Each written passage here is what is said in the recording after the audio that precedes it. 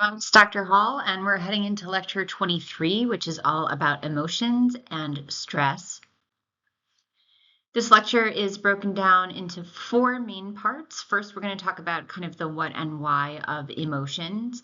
Then we're going to talk about parts of the brain that are involved in emotion in kind of a very broad overview type of way. And that's often referred to as the limbic system, and that's broken down into two parts. And then ultimately, we're going to talk about the stress response. Let's start with emotions. Before we get into this, I just want to point out some vocabulary that you'll see in the textbook. So the study of emotions in neuroscience is called affective neuroscience. So someone's affect is their outward expression of emotion. So we're studying, it's basically the study of emotions, right? So affect is your emotionality. Clinically, so in mental health and other types of health practitioners, when we're assessing someone maybe for a potential mood disorder or we're describing a patient, we will often talk about their affect. So a full affect is someone who is communicating in all the ways you would expect, making all the facial expressions and gestures that seem to have the full emotional expression available to them. But in some conditions, such as depression, or sometimes certainly due to motor conditions like Parkinson's disease, you can see what we might call a blunted affect, where everything is just less expressive, or even a flat affect where it's just like there's no emotion. It could almost be, a robot, like an old-fashioned robot that doesn't know how to mimic emotions. There's just nothing there. So just so you're aware, affective neuroscience is neuroscience that studies emotions. What are emotions? That's really hard to define, and a lot of people have different definitions.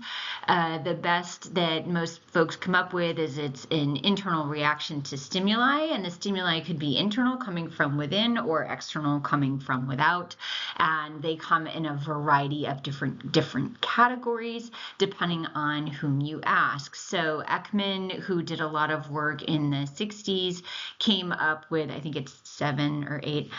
He said there's anger, contempt, fear, disgust, happiness, sadness, and surprise. Carol Izard, who was a researcher in the 1970s, came up with a slightly different list. She said joy, not happiness, surprise, sadness, anger. So we're seeing a lot of repeats here. Disgust, contempt, shame, fear, guilt, and interest or excitement. And so a lot of people will say that all of the other emotions that we experience are basically combinations of different elements of these. So if you're really interested and excited and joyful, well, that could be you're falling in love or you're infatuated with someone. I don't know. I do want to point out that emotions and feelings are very different from moods. So, in kind of lay vocabulary, when we're just talking casually out in the real world, those words are used often interchangeably. I'm in a bad mood today, but really you're not feeling well today, or you're having some upsetting emotions today. So a lot of folks who study this will say that emotions are these intense and short-lived reactions that we have that come from within as a response to stimuli, right? Somebody criticizes you and all of a sudden your cheeks burn red and you feel, and then you might identify, oh, I feel embarrassed, or I feel ashamed, or I feel ridiculed, for example. So you've got emotions and feelings, and parsing out the difference between the two of them is, I think, kind of tricky and not something I'm going to spend time on. But moods are very different. So moods are more sustained. They last a longer period of time. So not just minutes or hours, but days. They're kind of the general water that you're swimming in. Do you have an elevated mood? Do you have a depressed mood? All these types of things. So, and they tend to influence our behavior, our outlook. And so when we talk about some mental health conditions and we talk about mood disorders, that's what we're talking about. It's something that's very pervasive and long lasting, not something that arises and maybe sticks around for a little while and then passes on. So emotions and feelings are kind of like clouds in the sky. Sometimes they hang around for a long time, but they all eventually pass. But moods can be longer lasting. So I just want you to remember that point. Emotions come in all different flavors. So there are a whole bunch of different of these kind of wheels out there where you can kind of look at these different categories and then subcategories within them and then subcategories of those to identify all of these different types of feelings or emotions that you may have.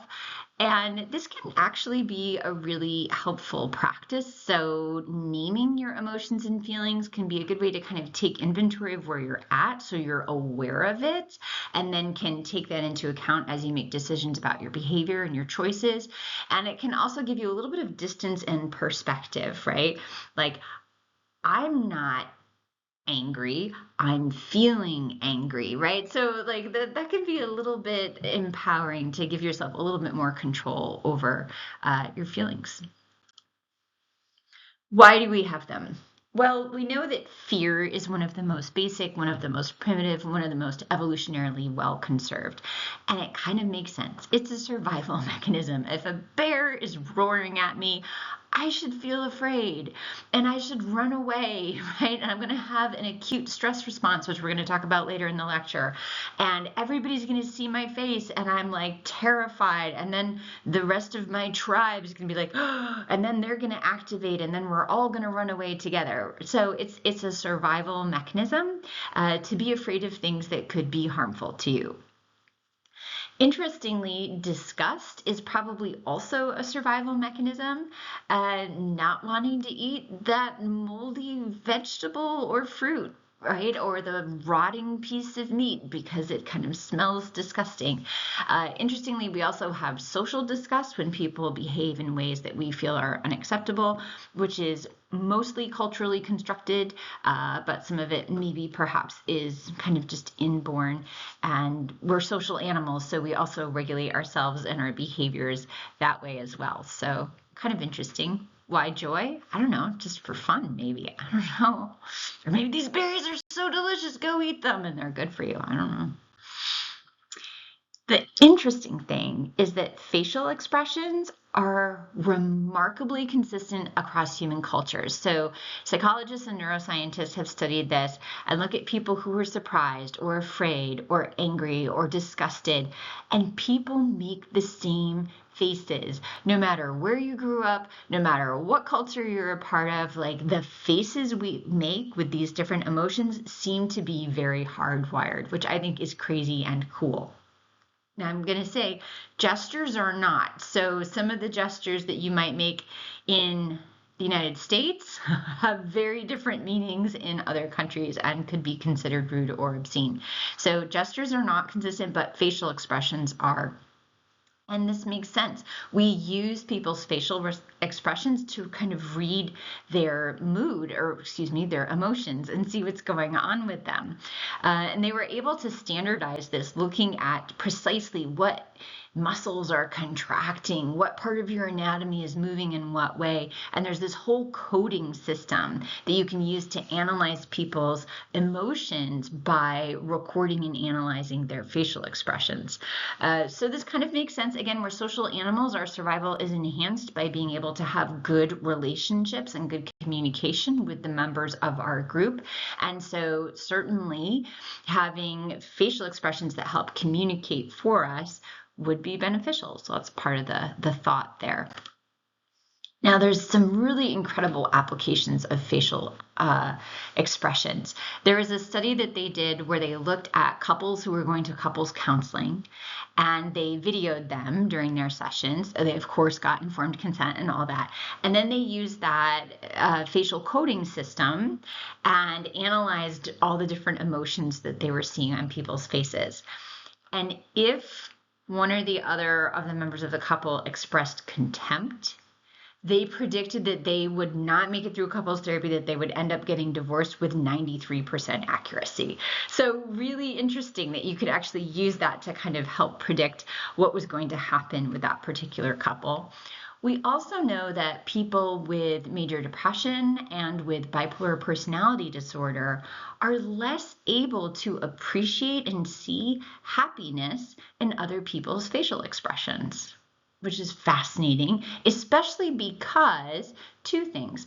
One is that making a certain face, like a certain facial expression associated with an emotion, like or can actually induce that emotion in you. So if you've ever heard fake it till you make it, there's actually something to be said, or just smile. Let's not do the toxic positivity thing, but it can actually help light up the parts of your brain that normally light up with that emotion and help push you more in that direction. We also know that emotions are contagious. So seeing that emotion in someone else also tends to induce it in you. So there's two ways there that you can have an impact on your emotions that we've just discovered. One is just by making the face associated with that, and the other is by seeing that emotion in other people. Which is why I do not like to watch movies or shows where people are being mean and horrible. I just don't need that in my head. So instead, let's look at some lovely pictures of happy, smiling people, right? So I'll look at these children having a great day, this couple out enjoying themselves. And look now, there you are watching this lecture smiling because you're happy because emotions are contagious. All right, too much maybe. So in summary, emotions are these brief responses that we have to either internal or external stimuli, right? Something that you think of, or a bodily sensation, or something that's coming in from the outside, somebody looking at you a funny way, saying something to you, somebody punching you. And evolutionarily, we're probably really important for ensuring our survival. A little less so now, but still really important for communication and our social functioning, which is really important for us.